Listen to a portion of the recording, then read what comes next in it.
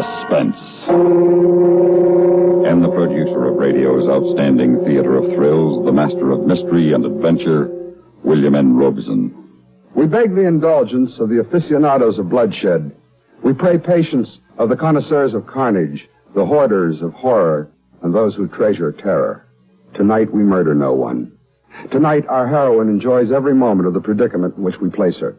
Tonight we let the light of laughter into the dark corridors of suspense with one of the zaniest comedians of our time, Marie Wilson. Listen then to Miss Wilson in Star Over Hong Kong, which begins in just a moment.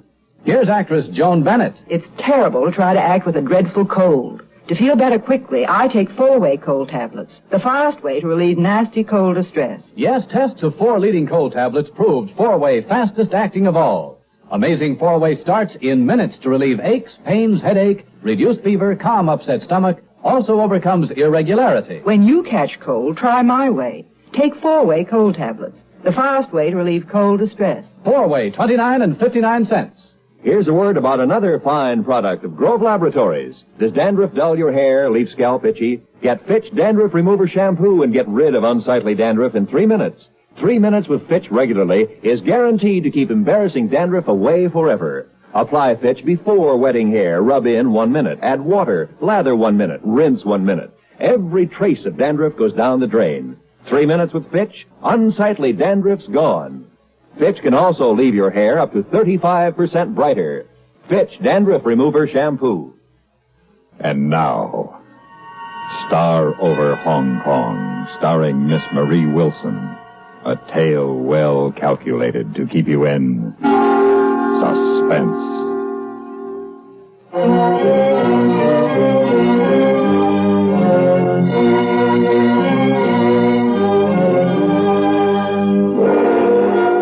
One has to be on one's toes in Hong Kong.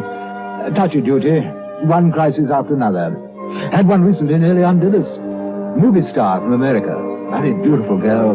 Too beautiful. Yes. But permit me, Randolph Harbison Smythe here, press attaché to the governor of Hong Kong. You probably never heard of the incident, managed to hush it up at the time, but now it can safely be told, and should, I believe, as a warning to the free world.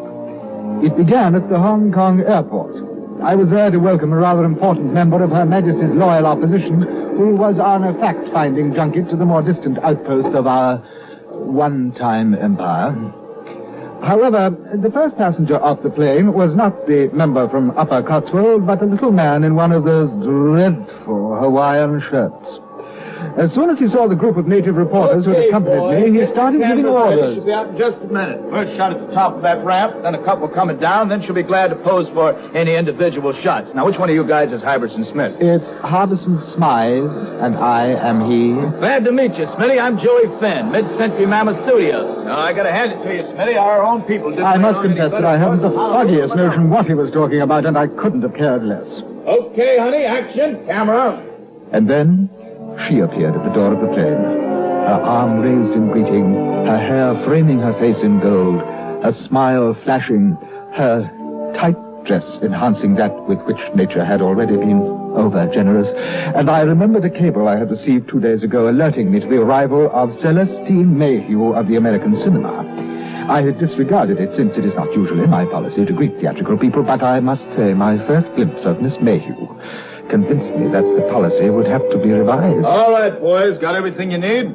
Fine. Well, Smitty, what is the program? The program? What you got laid on? Press conference, reception for the governor? We're in your hands. Well, suppose we begin with first things first. Yeah, like what? Meeting Miss Mayhew. Oh, sure. Hey, sweetie, come over here. I want you should shake hands with Smitty here. Mr. Harbison Smith, press attaché to the governor. That's press agent, sweetie. Oh, how heavenly, Mr. Smith. Oh, I'm charmed, Miss Mayhew. And it's Smythe, not Smith. Cute. I just adore Englishmen, Mr. Smythe. They're so heavenly.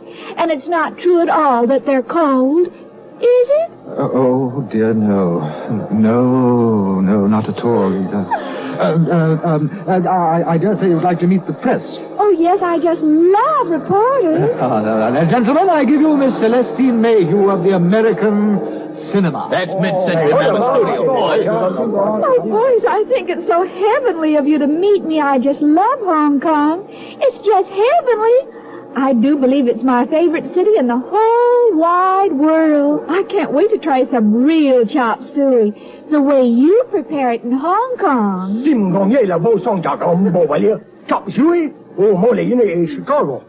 I'm sorry, would you repeat that question, please? It's no question. Chop suey no belong Hong Kong. Chop suey belong in Chicago. No Chinese make eat chop suey. Chop suey for American. Of course it is, and we love it. We are so grateful to China for it. It's so heavenly. Okay, honey, leave them while they're laughing. Okay, Joey. And now, are there any further questions? Hong Kong is place called give humble thanks to lady for interview. How heavenly. Isn't it just heavenly, Joey? Yeah. Well, Smitty, these airport arrival shots will do for a starter, but they're pretty Squaresville. Squaresville? Yeah, we want to get some leg art with local color, like Celestine sitting in the lap of one of them Buddhas. Oh, what a heavenly idea, Joey. Sheer genius. I'm afraid the Chinese might take rather a dim view. Oh, and another thing. Do you know whether the Sultan of Tekgongjima is in town? The what? Celestine's very big in Tekgongjima. The Sultan's her #1 fan. Oh, yes. I'm very large with the Sultan. He's got a print of every one of my movies, and he runs them over and over. Isn't that heavenly? He writes to me all the time, and I send him all of my pin-up pictures. I see. Did he ever send you his picture? No. No wonder. He's as wide as he is high. More than 300 pounds and only 5 feet tall. Oh, cute. With his dimensions and Celestine's, what coverage? Why, a shot of them shaking hands would push everything off the front page. When can you set it up, Smitty? Mr. Finn, Tekgongjima is an island nearly 1,000 miles south of here, and the Sultan is its absolute monarch. With all due respect to Miss Mayhew, I doubt if he would come running up here for a publicity picture. Well, it didn't hurt the Prince of Monaco any. And whatever Grace Kelly's got, Celestine's got more of. That's right. Oh, Joey, you say the nicest thing. Wait a minute. I got a better idea. Look, that limey battleship out in the harbor. We'll shoot a layout of Celestine with all them sailors. Oh, I just adore sailors. They're so yummy and clean cut. You know, hands across the sea stuff. English-speaking cousins get together jazz, you know. No, I don't, though. I don't think the Royal Navy might... Sell it, chum. Sell it. All you got to do is point out the publicity value. With Celestine Mayhew in the picture, I can get the British Navy on the cover of Life. What I love about you, Joey, is you think big. Got to, honey, or you wind up in Nowheresville. Mr. Finn, it is my duty to warn you that such a course of action might have most embarrassing consequences. You mean no can do? Well, yes, I suppose that's what I mean.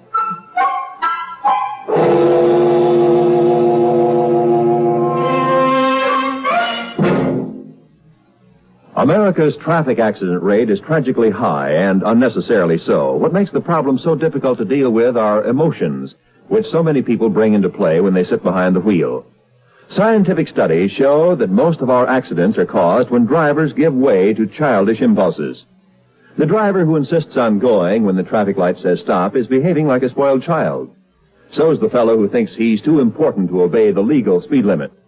So is the woman who forgets to signal other drivers when she's making a turn. To be inconsiderate of others on the highway, however, is more than mere bad manners. It's tempting fate. When you get behind the wheel of your car, remember that you're an adult. Drive with patience. Drive with courtesy. Drive with care.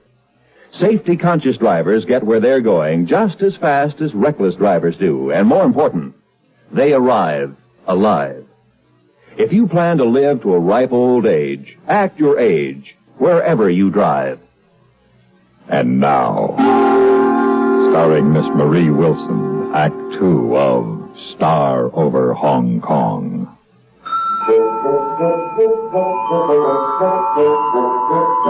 The rest of the afternoon was taken up with the dreary task of welcoming the MP from Upper Cotswold, but I must say my heart was not in it. And as soon as I could, I broke away from the governor's reception and hurried to Miss Mayhew's hotel to see if I could be of any further service to her. I was surprised and deeply concerned to find the poor girl in tears. Oh, Mr. Smythe, what am I going to do? What am I going to do? Why, whatever is the matter, Miss Mayhew? It's Joey. He's in jail. In jail? What for? I don't know. Well, I mean, one isn't incarcerated for nothing. What did he do?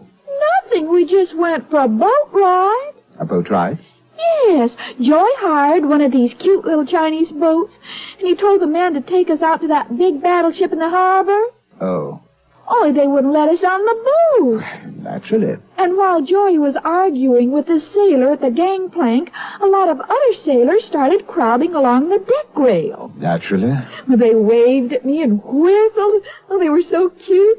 So I waved back. Naturally. And Joy took some pictures of me waving at them and them waving at me. And that's when they arrested him. Oh, Mr. Smythe, what am I going to do? Here I am, all alone in Hong Kong. You're not alone, my dear Miss Mayhew, no. I'm here. I don't know what I'd do if you weren't. Mr. Smythe. Why don't you call me Randolph? Cute. Randolph. Thank you, Celestine. My close friends call me Sally. Silly? It is, isn't it? But it's short for Celestine. Oh, Sally. That's right, Randy. Yes. Well, we must try to get Mr. Finn out of jail. Oh, yes, poor Joey. He's simply got to be back here by 7 o'clock. Well, I am not sure that I can have him released that soon. But who's going to take me to the party? What party? The man who owns all the big movie theaters here in Hong Kong, he's giving a dinner in my honor. I just can't go alone. No, of course you can't. I have it. What? An idea. Now, if I'm unable to procure Mr. Finn's release by 7 o'clock, would you permit me to escort you? Oh, Randy, I was hoping you'd say that. It'll be just heavenly.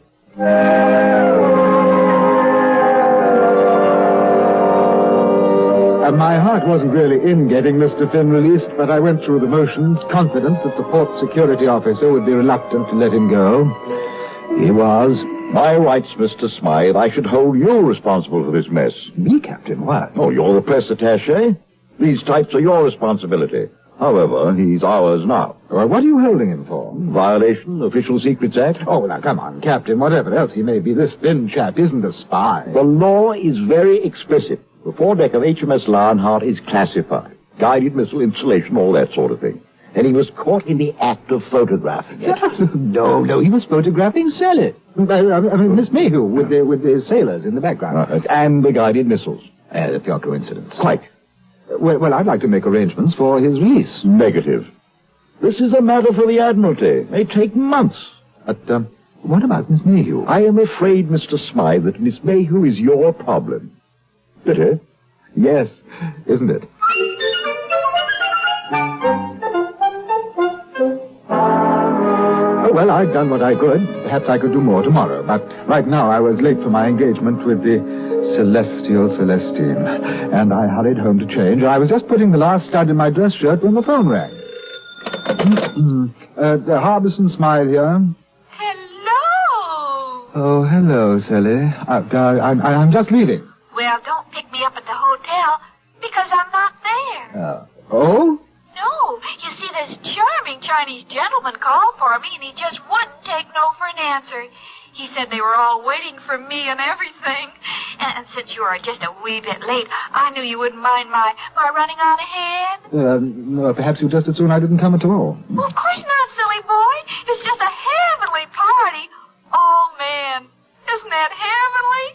And they're all smoking divine little pipes. What? Well, good heavens, Celestine, don't you smoke any of that. Oh, don't worry, Randy. I wouldn't think of smoking a pipe. It's so unladylike. Celestine, this is a man who called for you. What was his name? It was a cute name. Funny but cute. Something like Wong Fat. Celestine? Celestine? That's rather a poor show.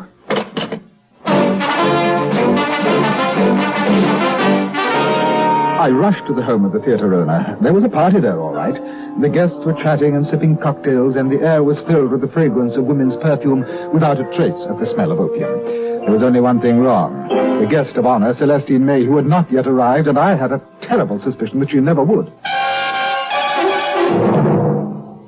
When acid indigestion slows you down, get relief quickly, safely, effectively. Settle the upset fast with a modern antacid that goes everywhere with you. Do you know about the little white tablet in the little green pocket roll? Just a-waiting for the moment when you need 'em to bring your acid indigestion under control.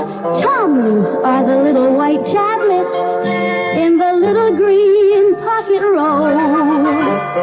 Tums for the tummy, T-U-M-S. Bring relief quicker than you'd ever guess. Best for any kind of acid distress. Keep 'em handy in the pocket roll. Keep your tummy under Tums control. No acid rebound with modern Tums. Get Tums, 10 cents. 3-roll pack a quarter, or the new Tums 6-roll pack with free metal carrier, 49 cents. And now, starring Miss Marie Wilson, Act 3 of Star Over Hong Kong.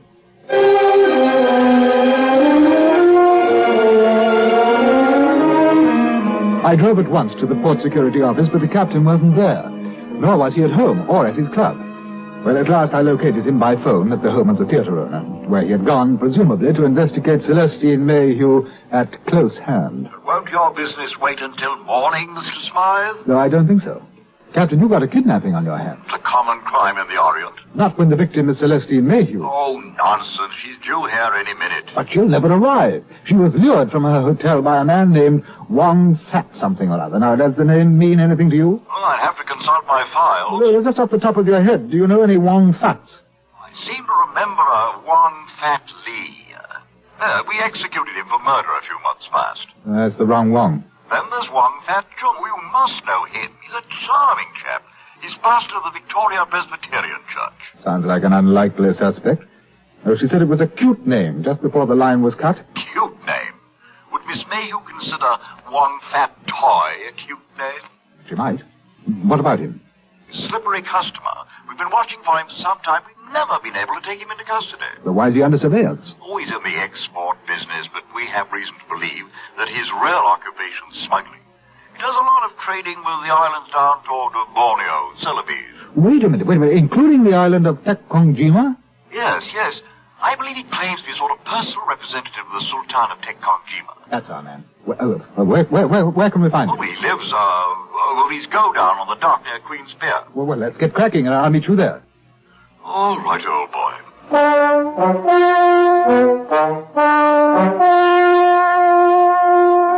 I got to the dock first. The place was deserted, but at the end of the pier was a big junk, and on its foredeck was a pile of luggage that I had seen before that day. Celestine Mayhew's luggage. The stern line had already been slipped, and the coolie was casting off the bar line. I leapt onto the afterdeck, and an instant later, a huge Chinese leapt onto me. The rest was silence for a while.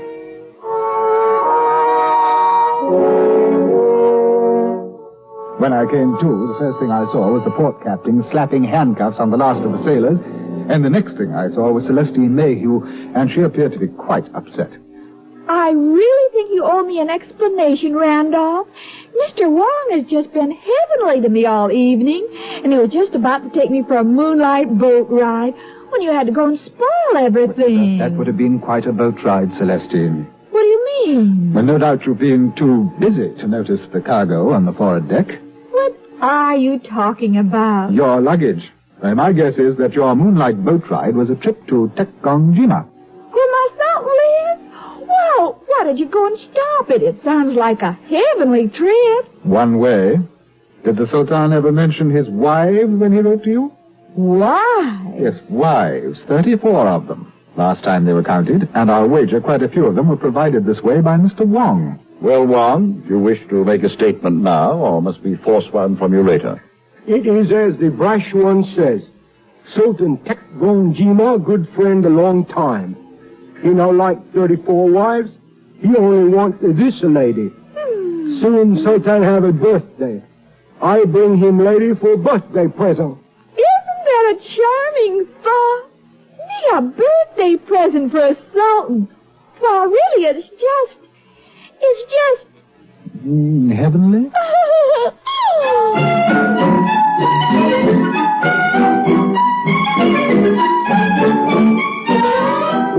managed to get Celestine checked back into her hotel in as good condition as she left it, and I bade her good night, promising to meet her for lunch the next day.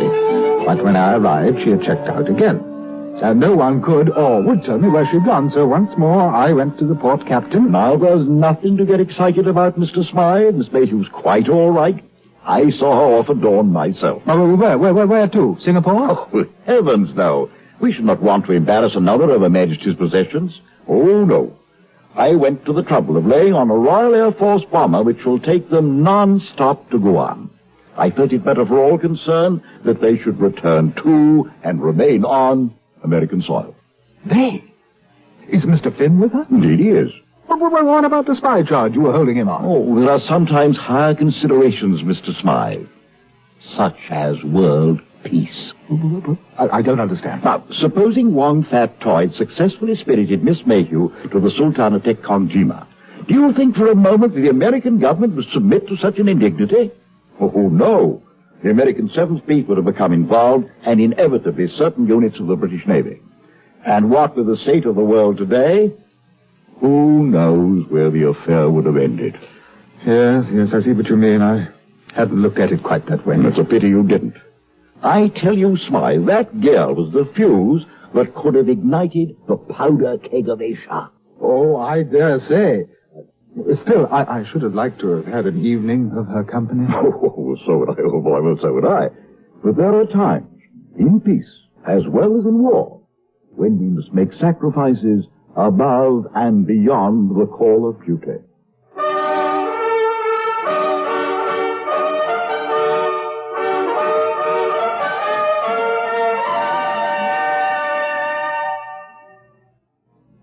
Suspense, in which Marie Wilson starred in Star Over Hong Kong, written, produced, and directed by William N. Robeson. In a moment, the names of the supporting players and a word about next week's story of Suspense. Each weeknight over CBS Radio, the men behind two of the most familiar voices in the land, Edward R. Murrow and Lowell Thomas, bring word of the day's important happenings to a listening America. Both Edward R. Murrow and Lowell Thomas have highest personal standards of responsibility of professional ethics as newsmen. You'll find that the news takes on added clarity and meaning. You'll be left with a better understanding of the day's news events when you hear Edward R. Murrow and Lowell Thomas each Monday through Friday night over most of these same CBS radio stations. Supporting Marie Wilson in Star Over Hong Kong were Ben Wright, Charlie Lung, Ramsey Hill, and Norm Alden. Listen. Listen again next week when we return with Mr. Herbert Marshall in Wax Works. Another tale well calculated to keep you in suspense.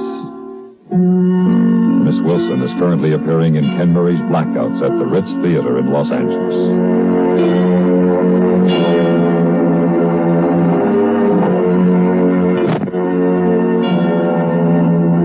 The latest news follows, then Have Gun Will Travel on CBS Radio.